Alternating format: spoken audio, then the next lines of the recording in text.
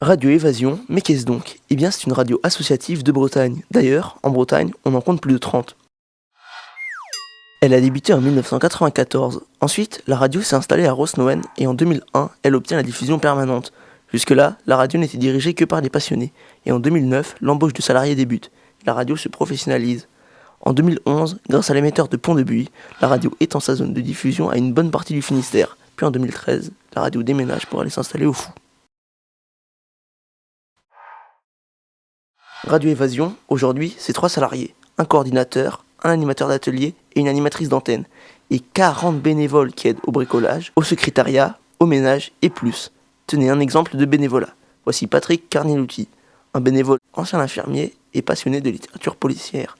Il anime une émission mensuelle de 55 minutes nommée Des Polars et des Notes. Il interviewe tout le temps 3 ou 4 auteurs de littérature noire.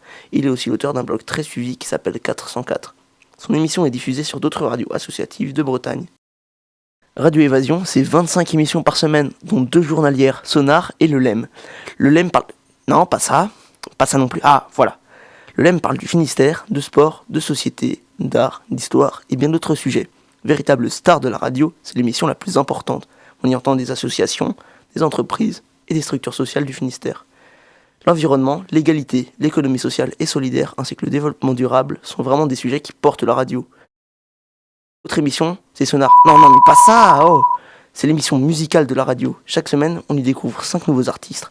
On y voit, on entend plutôt, souvent du rock, de la pop, du reggae et de l'électro. L'émission présente généralement des artistes peu connus. Radio Évasion diffuse 7 jours sur 7 et 24 heures sur 24. Radio Évasion est branchée musiques actuelles, en général du rock, de la pop et du folk. Mais pas seulement, on peut aussi entendre du reggae, hip-hop, metal, musique latine ou du rockabilly. Pour faire fonctionner toutes ces choses, tous les appareils du studio sont reliés à un cloud. De nombreux logiciels sont nécessaires pour régler le programme, les horloges. Des modifications plus ou moins difficiles sont requises pour remplir les blancs. Il y a des logiciels de montage audio, il y a un studio d'enregistrement, une salle de régie technique et des bureaux. Le bâtiment est truffé d'ordinateurs. Radio Évasion, c'est aussi des ateliers pour jeunes et adultes. Pour les jeunes, on travaille généralement l'expression orale. Assez facile d'accès, ces ateliers peuvent aider les jeunes en difficulté.